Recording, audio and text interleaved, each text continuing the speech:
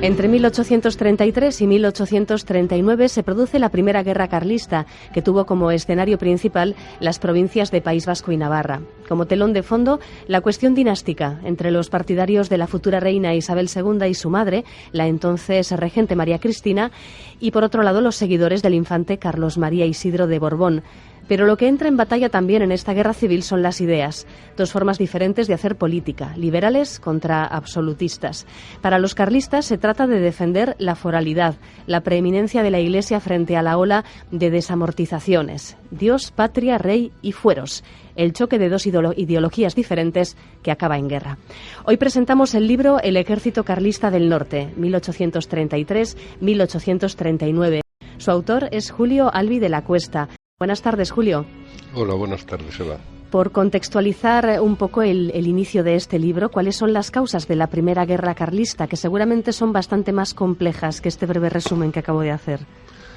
Sí, la verdad es que sí, que son muy complejas porque, mira, para contestarte me tengo que retrotraer a la Guerra de Independencia desde 1808 a 1814, que, como todo el mundo sabe, es una guerra feroz. Son 6 años continuos en los que se lucha contra las tropas napoleónicas. A diferencia de otros países de Europa que eran derrotados sistemáticamente, firmaban una paz y tenían años para recuperarse económicamente, socialmente, institucionalmente, España vive durante 6 años, pues a sangre y fuego, con la ley del más fuerte, con una grave crisis económica e institucional, porque a diferencia de otros países que mantienen a sus soberanos, en España el rey legítimo se encuentra a todos los efectos detenido en París, etcétera. Es decir, que cuando acaba la guerra, España es una verdadera ruina desde el punto de vista económico, desde el punto de vista social, y yo diría que, y me parece importante, también desde el punto de vista moral. Es decir, hay una quiebra moral del resultado de todos esos años de vivir en un ambiente de violencia. Bien, en 1814 llega Fernando VII y se plantea que eso estallará en 1833 con la guerra carlista, el problema de qué hacer con esas ruinas que son España. Y hay dos alternativas posibles. Una, reconstruir el pasado, que es lo que quieren los carlistas, y otro, construir un mundo nuevo, en gran parte utópico, que es lo que quieren los liberales. Pero, lamentablemente, por esa quiebra moral de la que he hablado antes, ese conflicto, en vez de resolverse de una manera civilizada, se resuelve de una forma tan brutal como la guerra de independencia, con lo cual tenemos otra vez que se abre el ciclo de asesinatos, pillajes, saqueos, etcétera. Es decir, es una auténtica tragedia. ¿Los bandos en conflicto tienen ideales tan contrapuestos? Pues sí, lamentablemente sí, porque en el fondo la cuestión dinástica, es decir, que gobierne la hija de Fernando VII o don Carlos, es decir, el hermano de Fernando VII, lo que encubre son dos auténticas concepciones del mundo distintas. Como decía antes, uno es don Carlos propone la vuelta al antiguo régimen, es decir, el absolutismo, el gran poder de la Iglesia, sistema gremial, etcétera, etcétera. Y en cambio, los liberales, bajo doña María Cristina y luego Isabel II, lo que proponen es, al contrario, un rey con poderes limitados, controlado por un parlamento fuerte, una iglesia con poderes disminuidos, desamortización eclesiástica, desaparición de los gremios, etcétera. Son realmente dos concepciones del mundo, una, si se quiere, más propia del pasado, de finales del XVIII, y otra moderna. Sí. ¿Y por qué estas tesis carlistas cuajan especialmente en País Vasco y Navarra? Bueno, ahí hay un tema que es importante señalar. Hay levantamientos carlistas en toda España, prácticamente.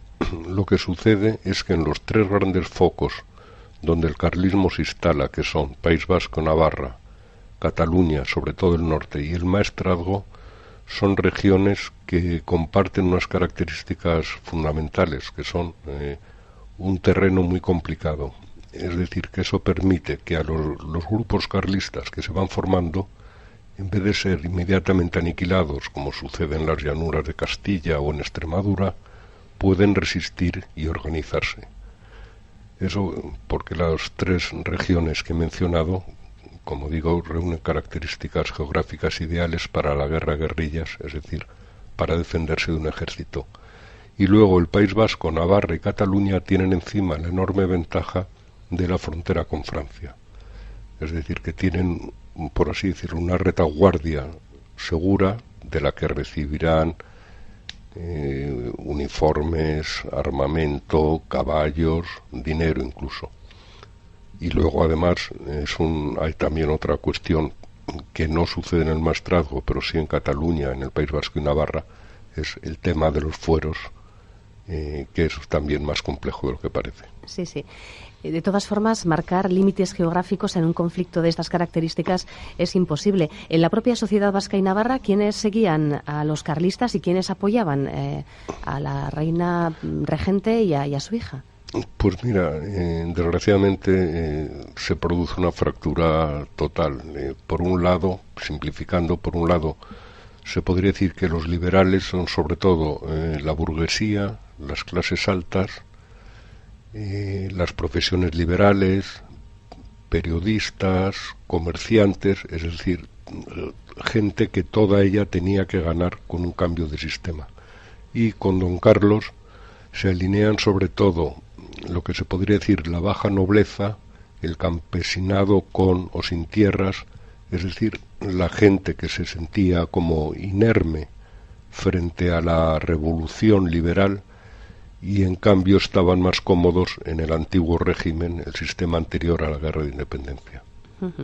En este libro, El Ejército Carlista del Norte, que estamos presentando hoy, has investigado numerosísimo material relacionado con la formación del Ejército Carlista y su forma de vida y su forma de luchar, evidentemente. Decías antes que tienen especialmente características territoriales esta zona que les permiten resistir y organizarse. ¿Cómo se forma el ejército? Y para empezar, una cuestión que quizás es un poco mítica. ¿Es un ejército solo de voluntarios? Bueno, primero, te contesto antes a la segunda pregunta. No, rotundamente. Es decir, fue un ejército en gran parte, pero no nunca totalmente, pero en gran parte de voluntarios en los primeros meses. Pero enseguida dejó de serlo por dos motivos. Primero, porque el carlismo necesitaba hombres y no había suficientes voluntarios. Y segundo, porque como en cualquier guerra, a medida que se prolonga el conflicto, pues la gente se va retrayendo, claro, es decir, a medida que llegan informaciones sobre las bajas que se tienen, llegan soldados mutilados o enfermos a los pueblos, pues lógicamente la gente se retrae. Con lo cual el carlismo, igual que los liberales, al final a lo que tuvieron que recurrir fue a la quinta, es decir, al servicio militar forzoso. ¿Y se forma un ejército regular basado en esta premisa? Sí, eso es desde luego un fenómeno admirable, porque al principio eran unos cuantos cientos de hombres que vivían enriscados y perseguidos como animales, pero a pesar de eso tienen la enorme capacidad, gracias a Zumalacárregui sobre todo, porque el carlismo en el norte llegó a un grado de desarrollo que no lo tuvo nunca en Cataluña y tampoco llegó a tenerlo en el Maestrazgo. Como digo, gracias a Zumalacárregui, que parece un auténtico genio, logra crear unas condiciones dificilísimas, un ejército magnífico y dotado de todos los medios, no tanto como el liberal, porque tenía una serie de limitaciones, pero se trata sin duda alguna de un fenómeno admirable, es decir, crear un ejército en plena guerra. Sí. Llama la atención que hubiera batallones de castellanos e incluso unidades extranjeras. Bueno, sí, eso es todo en consecuencia de la falta de personal del que hablaba antes, ¿no? Bueno, para el ejército del norte carlista, los castellanos era el nombre que se daban a unidades formadas por gente que no fuera ni navarra ni vasca. Es decir, lo mismo llamaban castellano a un andaluz que a un gallego, que a un extremeño, ¿no? Y entonces esas unidades están formadas, que es una cosa también curiosa, porque toda la guerra es muy peculiar, esas unidades están formadas o por desertores de los liberales o por liberales hechos prisioneros por los carlistas que antes de ir a un campo de prisioneros prefieren unirse al ejército carlista. Y la paradoja es que teniendo ese origen, pues son unidades en general bastante eficaces. Incluso la mejor unidad carlista, como eran los guías de Navarra, tenían un componente importante de castellanos. Y en cuanto a lo que me decías de los extranjeros, pues es lo mismo. Los liberales, a su vez, también necesitaban más gente, y entonces cuentan con legiones extranjeras de ingleses, franceses y portugueses, y entonces con desertores de esas unidades los carlistas intentan formar su propia legión, que llamaban la Legión Argelina. Lo que pasa es que los ingleses dan un resultado pésimo por indisciplinados y por borrachos y los expulsan y se quedan con un núcleo de miembros de la Legión extranjera francesa que son magníficos pero que son aniquilados en combate. Sí. ¿Y qué testimonios has encontrado precisamente sobre soldados desertores? Aquí hay una parte de documentación importante que has podido hallar sobre un fenómeno que evidentemente existía en ambos bandos. Sí, en efecto, era tremendo porque además, y si me permites una pequeña reflexión, para mí refleja un poco la quiebra moral esa de la que hablaba antes, es decir, que se ve que al fin y al cabo a los hombres les importaba bastante poco servir en un bando o en otro. Y así, por ejemplo, hay una relación clara. Cuando en el ejército carlista se pagaba bien, aumenta el número de desertores liberales hacia los carlistas. Y en cambio, cuando se pagaba bien en el ejército liberal, porque eso dependía de periodos, entonces eran los carlistas los que desertaban a las filas liberales. Pues sí, he tenido la suerte de encontrar testimonios de interrogatorios que se hacían a los carlistas que pasaban al bando liberal. Y entonces cuentan cosas curiosas, desde luego. Sí, sí. ¿Y cuál era la razón que argumentaban para haberse escapado de su regimiento en un momento dado?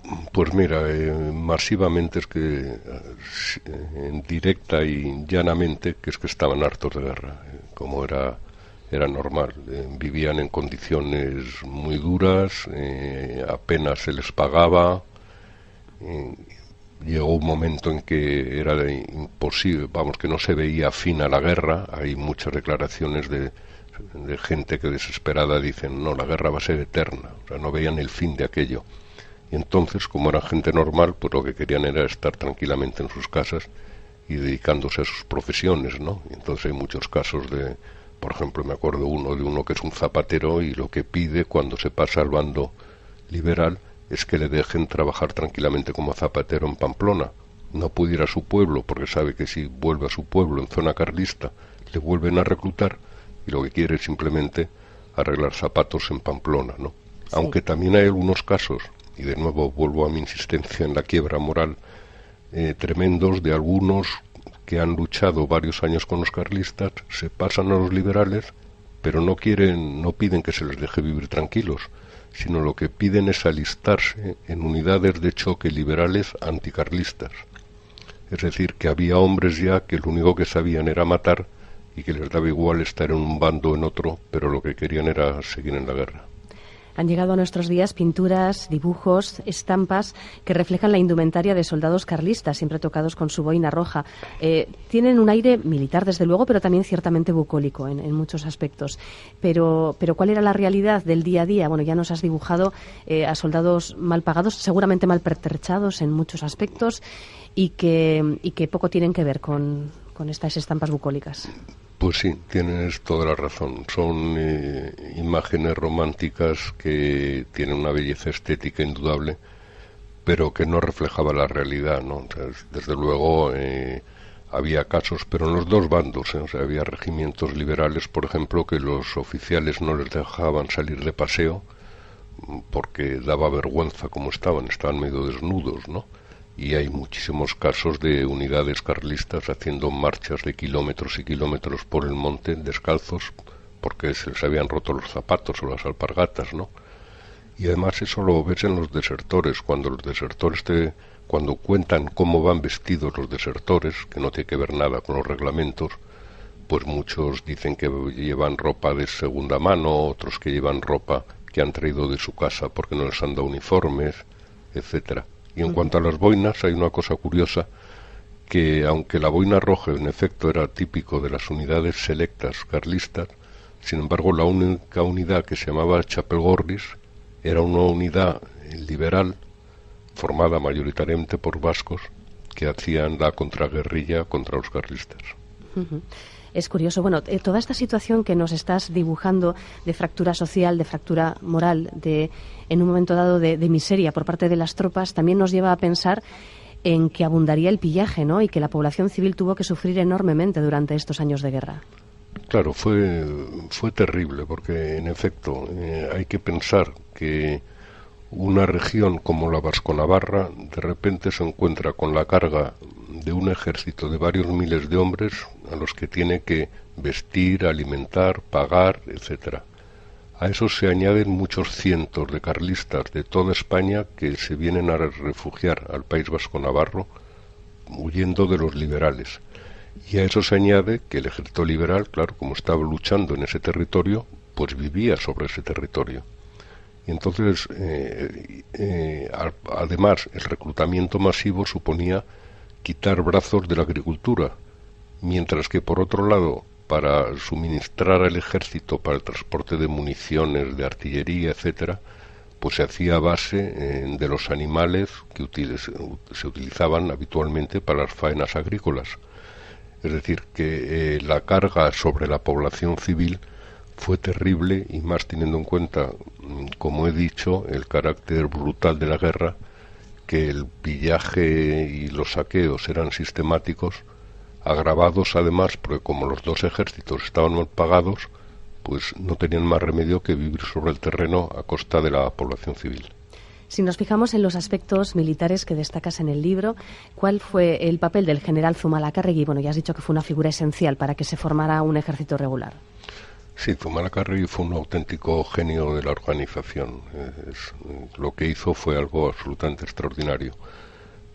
Pero por otro lado era un enorme experto en la guerra de montaña, y la verdad es que volvió locos a sucesivos generales liberales que mandaron contra él con muchos más medios, pero él tenía una habilidad de primera magnitud en la guerra de montaña. Como murió tan prematuramente, nunca se sabrá si realmente hubiera sido un gran general de batallas en campo abierto, porque la muerte le impidió desarrollar esa parte de su tarea profesional, pero desde luego durante el tiempo que vivió, sin duda alguna era el mejor general de los dos bandos. ¿Y jugó algún papel el pretendiente al trono, don Carlos, en las decisiones militares? Pues sí, para su desgracia muy grande, porque él no tenía ninguna formación militar, pero sí que estaba rodeado siempre por una camarilla que le daba toda clase de ideas, muchas de ellas disparatadas, ¿no? Y Zumalacárregui, que era un hombre de un tremendo carácter, pero que tenía sumo respeto a don Carlos, al final, en contra de su propia opinión, pero porque se lo impuso el pretendiente, se inició el cerco de Bilbao, que nunca él siempre se había opuesto a hacerlo, y como todo el mundo sabe, murió durante las operaciones de asedio, ¿no? ¿Y qué opinaba la tropa precisamente de don Carlos? Bueno, tengo que decir ante todo que las declaraciones de desertores que yo he encontrado, primero, son de desertores, es decir, que el mero hecho de que hayan cambiado de bando ya implica una cierta insatisfacción, y segundo, son de los últimos años de la guerra.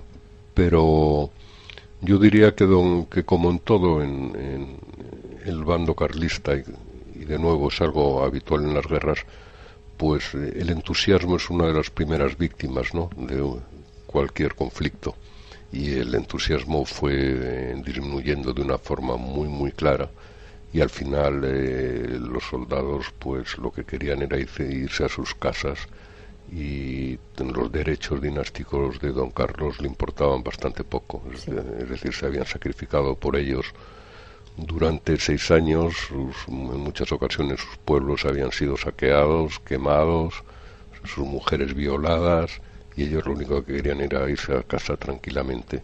Y ya digo, los derechos de don Carlos no les importaban en absoluto. ¿Y cuáles fueron las principales fortalezas y debilidades de este ejército carlista del norte? Bueno, pues como para la guerra de montaña era espléndido. No creo que hubiera ningún otro comparable en toda Europa.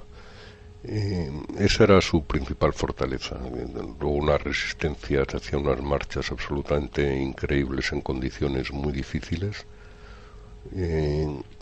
Y yo diría que sus principales debilidades eran de 2 tipos. Una, que nunca llegó a ser un ejército totalmente coherente. Primaba mucho el factor del origen de las distintas unidades, es decir, no era lo mismo una unidad guipuzcoana que una navarra, que una alavesa o que una castellana.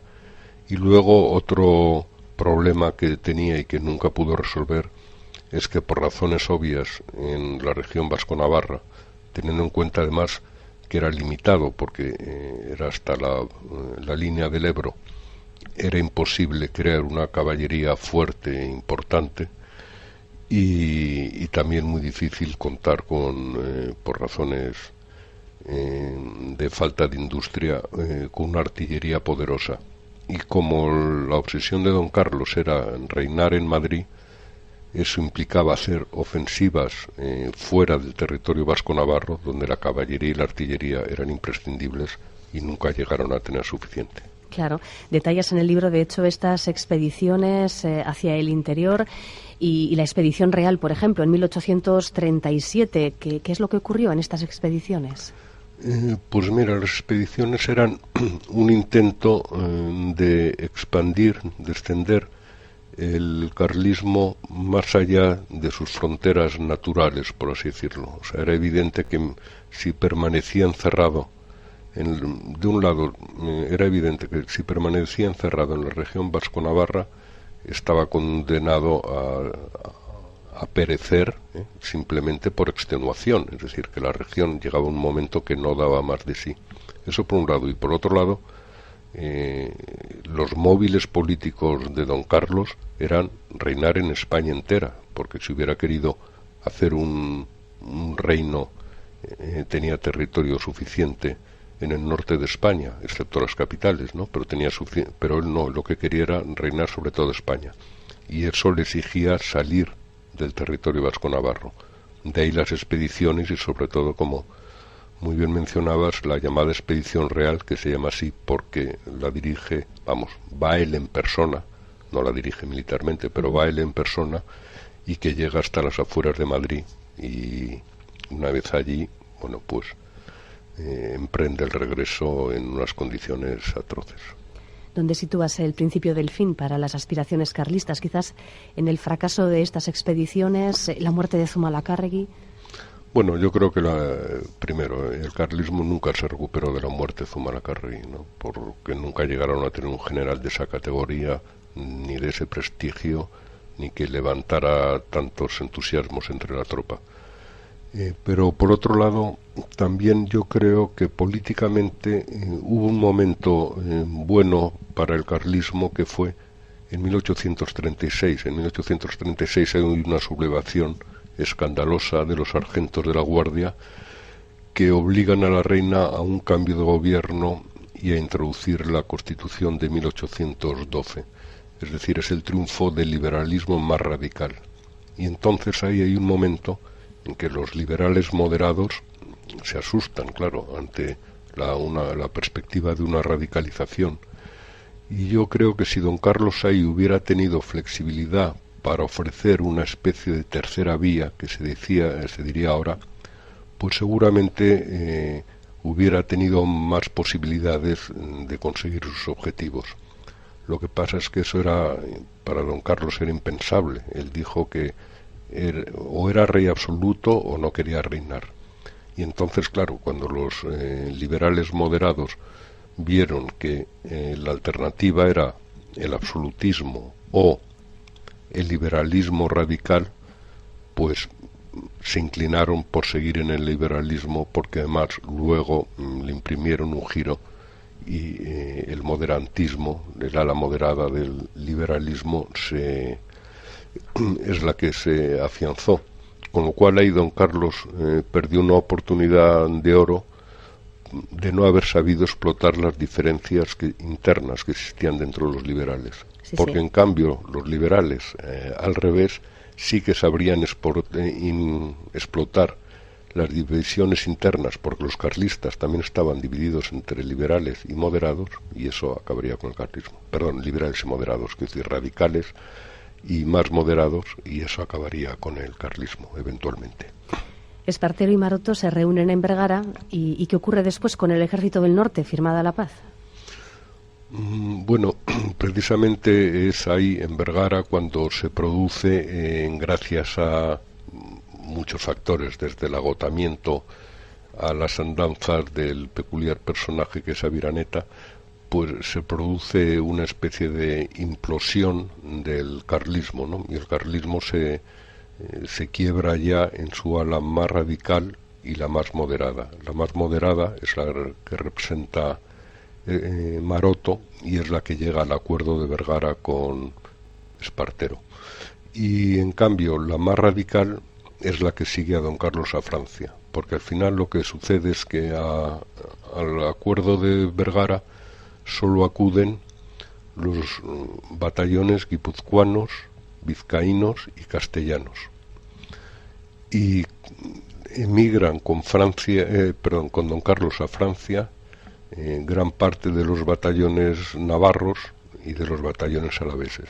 Lo que pasa es que enseguida gran parte de los soldados se vuelven otra vez a España, ¿no? Hay anécdotas de que van las mujeres y las madres a buscar a los soldados a los cuarteles en Francia donde estaban instalados, y se los llevan a la fuerza al otro lado de los Pirineos, ¿no?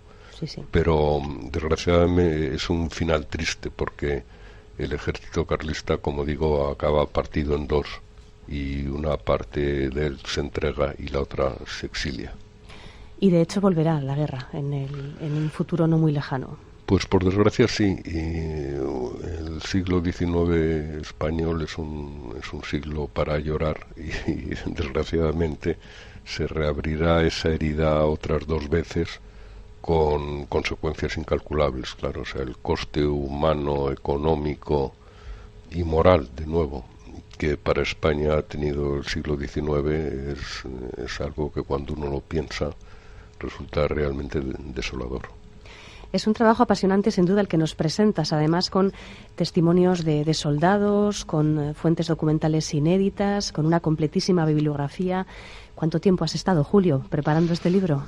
Pues demasiado, sino que se lo pregunten a mi mujer. Sí, sí.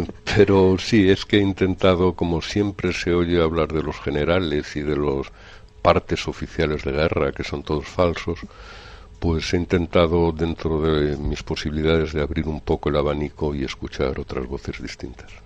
¿Cuáles han sido los testimonios que más te han impactado, que más te han emocionado?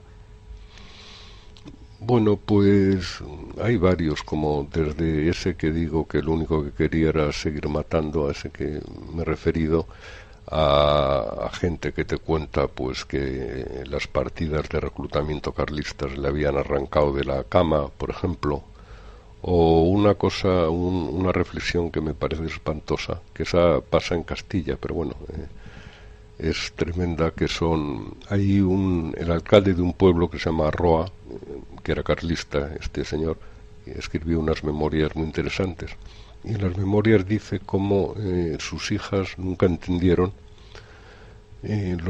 porque el pueblo cambió de manos varias veces, lo que sucedió mucho durante la guerra, y entonces las pobres niñas no entendían cómo cuando ganaban los carlistas, es decir, los de su padre, pues todo el mundo les daba caramelos y les mimaba, etcétera, etcétera, y que en cambio cuando el pueblo era ocupado por los liberales, es decir, por los enemigos de su padre, pues les pegaban otros niños y les insultaban, etcétera, ¿no? Y entonces para mí la perplejidad de esas niñas que no entendían por qué un día eran mimadas y atendidas por todos, y una semana después las apedreaban por las calles, para mí eso refleja mucho la espantosa tragedia de aquella guerra. Claro, porque la guerra siempre es una tragedia, pero la guerra civil es especialmente complicada y dura. Claro, es especialmente complicada, dura, salen los peores instintos a relucir y, como digo en la introducción, hay muy poca gloria a cambio de tanto sufrimiento, y sobre todo lo peor no es el sufrimiento en sí que produce, que ya es mucho, sino lo malo son las cicatrices, ¿no? Y eso es algo, es una rémora brutal, y desde luego yo tuve la desdicha de ver aquello en Bosnia, por ejemplo, y digo en tiempo real, ¿no? Sí. Como se dice ahora. Y es algo escalofriante, ¿no? Ver de repente pueblos partidos en dos, ¿no? Comunidades que habían musulmanas y cristianas que habían vivido juntas durante 4 siglos, como se habían asesinado sistemáticamente los unos a los otros, y como habían atentado cada uno contra los templos de las otras religiones, ¿no? Es un horror, desde luego. Y qué lamentable, además, al final llegar a la conclusión de que no ha servido para nada.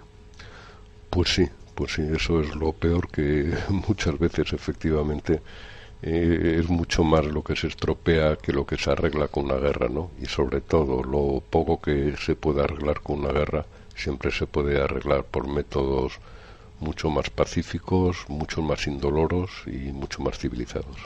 ¿Qué le ocurrió, por cierto, al pretendiente don Carlos? Bueno, don Carlos, pues fue un náufrago, por así decirlo, ya el resto de su vida. Se fue al exilio, no volvió nunca a España, fue todo muy melancólico y muy lamentable, pero la verdad es que no me da tampoco tanta pena, ¿no? Es decir, pensando en todo el dolor y el daño que causó, pues tampoco pasa nada con que muriera en el exilio en condiciones muy cómodas, por supuesto, ¿no? Mucho más cómodas que los cientos de hombres que por su culpa cientos y miles de hombres que por su culpa se exiliaron y vivieron miserablemente en Francia. Muchísimas gracias, Julio, por habernos acercado su contenido. Un placer hablar contigo. Gracias a ti, Eva.